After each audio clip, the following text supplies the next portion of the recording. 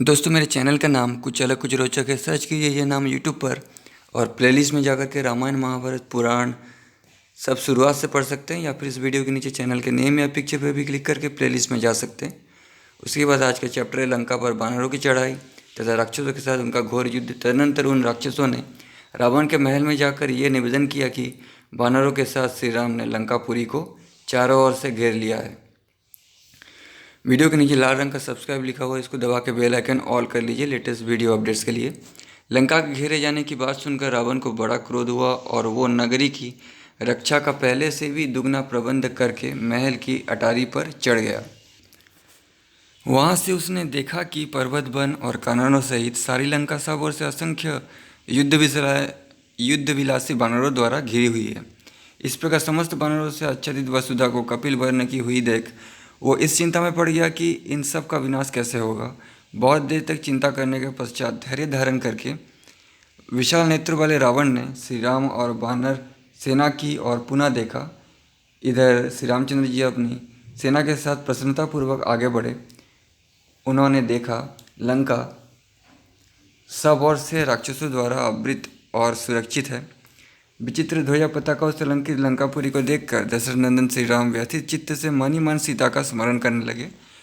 हाय वो मृग शावक नयनी जनक नंदिनी सीता, यही मेरे लिए शोक संतप्त हो पीड़ा सहन करती है और पृथ्वी की वेदी पर सोती है। सुनता हूँ वो दुर्बल हो गई है। इस प्रकार राक्षसियों द्वारा पीड़ित विद्यानंदिनी का बारंबार चिंतन करते हुए धर्मात्मा श्री राम ने तत्काल वानरों को शत्रुबुद्ध राक्षसों का वध करने के लिए आज्ञा दी। अक्लिष्ट कर्मा श्री राम के इस प्रकार आज्ञा देते ही आगे बढ़ने के लिए परस्पर होड़ सी लगाने वाले वानरों ने अपने सिंहनादों से वहाँ की धरती और आकाश को गुंजा दिया। वे समस्त वानर युद्धपति अपने मन में ये निश्चय किए खड़े थे कि हम लोग पर्वत शिखरों की वर्षा करके लंका के महलों को चूर चूर कर देंगे अथवा मुक्कों से ही मार मार कर ढहा देंगे। वे वानर सेनापति पर्वत के बड़े बड़े शिखर उठाकर और नाना प्रकार के वृक्षों को उखाड़ कर प्रहार करने के लिए खड़े थे। राक्षसराज रावण के देखते देखते विभिन्न भागों में बटे हुए वे वानर सैनिक श्री रघुनाथ जी का प्रिय करने की इच्छा से तत्काल लंका के परकोटे पर चढ़ गए। तांबे जैसे लाल मुंह और सुवर्ण की सी कांति वाले वे वानर श्री रामचंद्र जी के लिए प्राण निछावर करने को तैयार थे। वे सबके सब साल वृक्ष और शैल शिखरों से युद्ध करने वाले थे, इसीलिए उन्होंने लंका पर ही आक्रमण किया। वे सभी वानर वृक्ष, पर्वत शिखरों और मुक्कों से असंख्य परकोटे और दरवाजों को तोड़ने लगे। जब वानरों ने स्वच्छ जल से भरी हुई खाइयों को धूल, पर्वत शिखर, घास भूस और कांटों से पाट दिया, फिर तो सहस्र युद्ध, कोटि युद्ध और 100 कोटि युद्धों को साथ लिए अनेक युद्धपति उस समय लंका के किले पर चढ़ गए। बड़े बड़े गजराजों के समान विशालकाय वानर सोने के बने हुए दरवाजों को धूल में मिलाते, कैलाश शिखरों के समान ऊंचे ऊंचे गोपुरों को भी ढहाते, उछलते कूदते एवं गरजते हुए लंका पर धावा बोलने लगे। अत्यंत बलशाली श्री रामचंद्र जी की जय हो, महाबली लक्ष्मण की जय हो और श्री रघुनाथ जी के द्वारा सुरक्षित राजा सुग्रीव की जय हो, ऐसी घोषणा करते और गरजते हुए इच्छानुसार रूप धारण करने वाले वानर लंका के परकोटे पर टूट पड़े। इसी समय वीरबाहु, सुबाहु, नल और पनश ये वानर युद्धपति लंका के परकोटे पर चढ़ बैठ गए और उसी बीच में उन्होंने वहाँ अपनी सेना का पड़ाव डाल दिया। बलवान कुमुद विजयसिंह से सुशोभित होने वाले 10 करोड़ वानरों के साथ ईशान कोण में रहकर लंका के पूर्व द्वार को घेर कर खड़ा हो गया। उसी की सहायता के लिए अन्य वानरों के साथ महाबाहु, पनश और प्रगस भी आकर डट गए। तो सब लंका पर आक्रमण कर रहे, चारों ओर से घेरे लिए गए। वीर सतबली ने दक्षिण द्वार पर आकर 20 करोड़ वानरों के साथ उसे घेर लिया और वहीं पड़ाव डाल दिया। तारा के बलवान पुत्र सुषेण कोटि कोटि वानरों के साथ पश्चिम द्वार पर आक्रमण करके उसे घेर कर खड़े हो गए। सुमित्र कुमार लक्ष्मण सहित महाबलवान श्री राम तथा वानर राज सुग्रीव उत्तर द्वार को घेर कर खड़े हुए। लंगूर जाति के विशालकाय महापराक्रमी वानर गवाक्ष, जो देखने में बड़े भयंकर थे, 1 करोड़ वानरों के साथ श्री रामचंद्र जी के एक बगल में खड़े हो गए। इसी तरह महाबली शत्रुसूदन ऋक्षराज धूम्र 1 करोड़ भयानक क्रोधी ऋषियों को साथ लेकर श्री रामचंद्र जी के दूसरी ओर खड़े हुए। कवच आदि से सुसज्जित महान पराक्रमी विभीषण हाथ में गदा लिए अपने सावधान मंत्रियों के साथ वहीं आकर डट गए जहां महाबली श्री राम विद्यमान थे। गज गवाक्ष गवई सरभ और गंधमादन सब ओर घूम घूम कर वानर सेना की रक्षा करने लगे। इसी समय अत्यंत क्रोध में भरे हुए राक्षस राज रावण ने अपनी सारी सेना को तुरंत बाहर निकालने की आज्ञा दी। रावण के मुख से बाहर निकलने का आदेश सुनते ही राक्षसों ने सहसा बड़ी भयानक गर्जना की। फिर तो राक्षसों के यहाँ, जिनके अग्र मुख भाग चंद्रमा के समान उज्ज्वल थे और जो सोने की डंडे से बजाए या पीटे जाते थे, बहुत से घोंसे एक साथ बज उठे। साथ ही भयानक राक्षसों के मुख की वायु से पूरित हो लाखों गंभीर घोष वाले शंख बजने लगे। आभूषणों की प्रभा से सुशोभित काले शरीर वाले वे निशाचर शंख बजाते समय विद्युत प्रवाह से उद्भासित तथा बक पंक्तियों से युक्त नील मेघों के समान जान पड़ते थे। तदनंतर रावण की प्रेरणा से उसके सैनिक बड़े हर्ष के साथ युद्ध के लिए निकलने लगे, मानो प्रलय काल में महान मेघों के जल से भरे जाते हुए समुद्र के वेग आगे बढ़ रहे हों।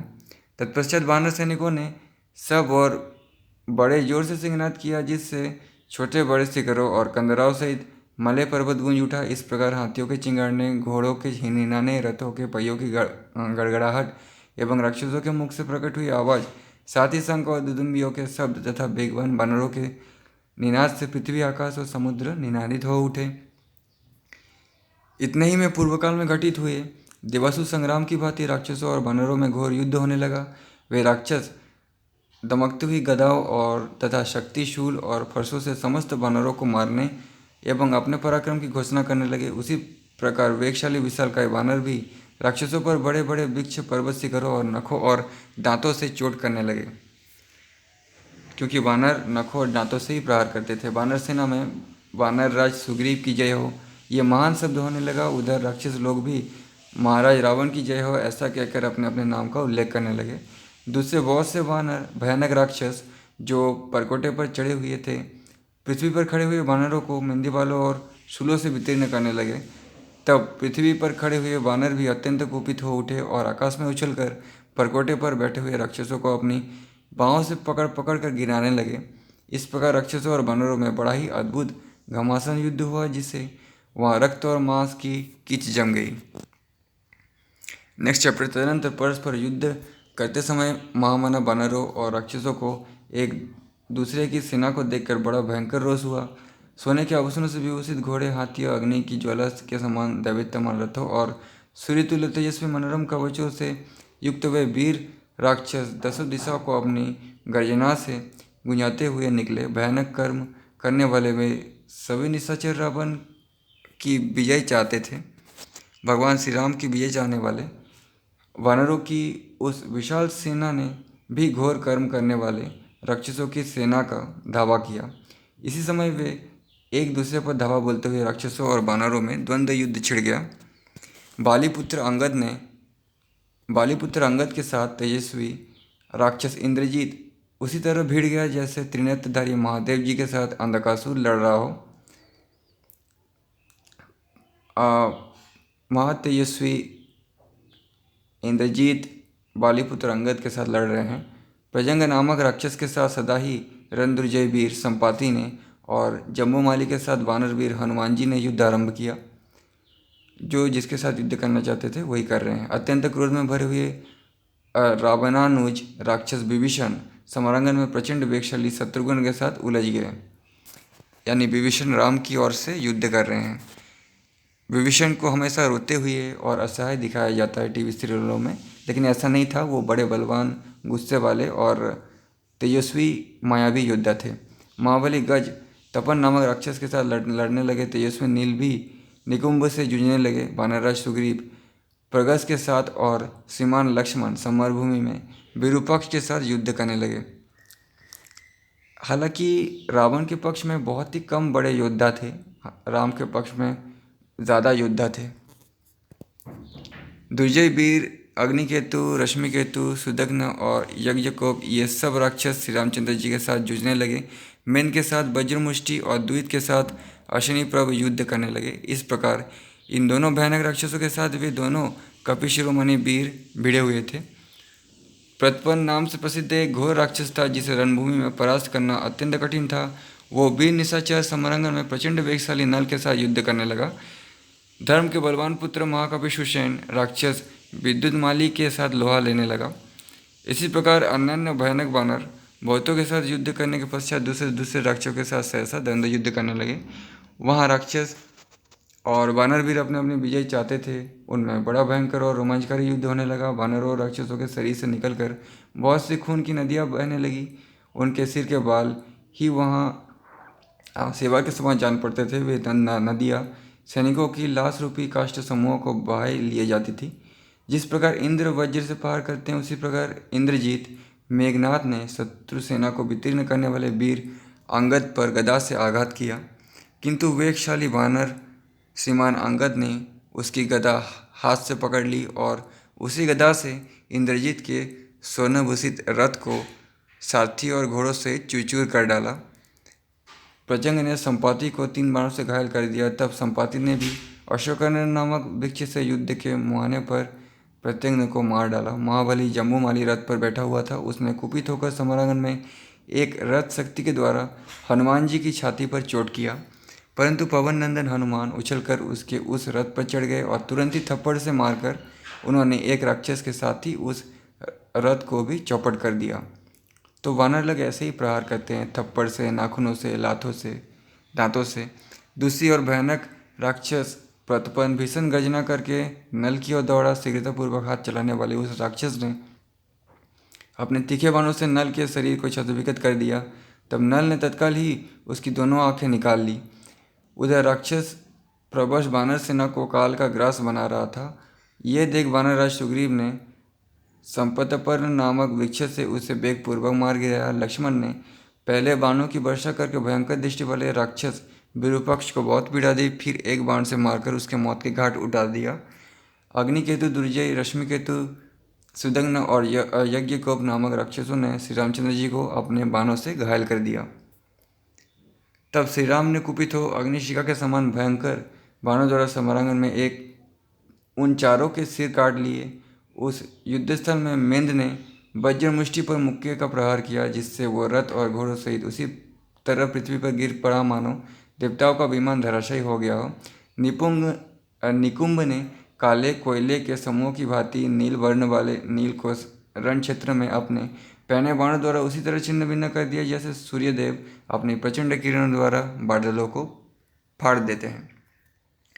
परंतु शीघ्रतापूर्वक हाथ चलाने वाले उस निशाचर ने समरांगण में नील को पुनः 100 बाणों से घायल कर दिया। ऐसा करके निकुंभ जोर जोर से हंसने लगा। ये देख नील ने उसी के रथ के पहियों से युद्धस्थल में निकुंभ तथा उसके सारथी का उसी तरह सिर काट डाला जैसे भगवान विष्णु समरांगण में अपने चक्र से दैत्य के मस्तक उड़ा देते हैं। द्वित का स्पर्श वज्र और अश्विनी के समान दुस्सह था। उन्होंने सब राक्षसों के देखते देखते अश्विनी प्रभ नामक निशाचर पर एक पर्वत शिखर से प्रहार किया। तब अश्विनी प्रभ ने युद्धस्थल में वृक्ष लेकर युद्ध करने वाले वानरराज द्वित को वज्रतुल्य तेजस्वी बाणों द्वारा घायल कर दिया। द्वित का सारा शरीर बाणों से क्षतविक्षत हो गया था। इससे उन्हें बड़ा क्रोध हुआ और उन्होंने एक साल वृक्ष से रथ और घोड़ों सहित अश्विनी प्रभ को मार गिराया। रथ पर बैठे हुए विद्युतमाली ने अपने सुवर्णभूषित बाणों द्वारा सुसेन को बार बार घायल किया। फिर वह जोर जोर से गर्जना करने लगा। उसे रथ पर बैठा देख वानर शिरोमणि सुसेन ने एक विशाल पर्वत शिखर चलाकर उसके रथ को शीघ्र ही चूर चूर कर डाला। निशाचर विद्युतमाली तुरंत ही बड़ी स्फूर्ति के साथ रथ से नीचे कूद पड़ा और हाथ में गदा लेकर पृथ्वी पर खड़ा हो गया। तदनंतर क्रोध से भरे हुए वानर शिरोमणि सुसेन एक बहुत बड़ी शिला लेकर निशाचर की ओर दौड़े। कपिश्रेष्ठ सुसेन को आक्रमण करते देख निशाचर विद्युतमाली ने तत्काल ही गदा से उसकी छाती पर प्रहार किया। गदा के उस भीषण प्रहार की कुछ भी परवाह न करके वानर प्रभु सुसेन ने उसी पहले वाली शिला को चुपचाप उठा लिया और उस महासमर में उसे विद्युतमाली की छाती पर दे मारा। शिला के प्रहार से घायल हुए निशाचर विद्युतमाली की छाती चूर हो गई और वो प्राण शून्य होकर पृथ्वी पर गिर पड़ा। इसी प्रकार वे सूरवीर निशाचर शौर्य संपन्न वानर वीरों द्वारा वहाँ द्वंद्व युद्ध में उसी तरह कुचल दिए गए जैसे देवता द्वारा दैत्य मत डाले गए हो। उस समय भालों, अन्यान्य बाणों, गदाओं, शक्तियों, तोमरों, सहायकों, टूटे और फेंके हुए रथों, भौजी घोड़ों, मरे हुए मत वाले हाथियों, बानरों, राक्षसों, पट्टिसों तथा टूटे हुए जुए से वे धरती पर बिखरे पड़े थे। वो युद्ध भूमि बड़ी भयानक हो रही थी। गिद्धड़ों के समुदाय वहाँ सब और विचर रहे थे। देवासुर सम्रांग के समान उस भयानक मारकाट में वानरों और राक्षसों के मस्तक सहित धड़ संपूर्ण दिशाओं में उछल रहे थे। उस समय उन वानर शिरोमणियों द्वारा मारे जाते हुए निशाचर रक्त की गंध से मतवाले हो रहे थे। वे सूर्य के अस्त होने की प्रतीक्षा करते हुए पुनः बड़े वेग से घमासान युद्ध में तत्पर हो गए। उसके बाद नेक्स्ट चैप्टर हम अगले वीडियो पे पढ़ेंगे।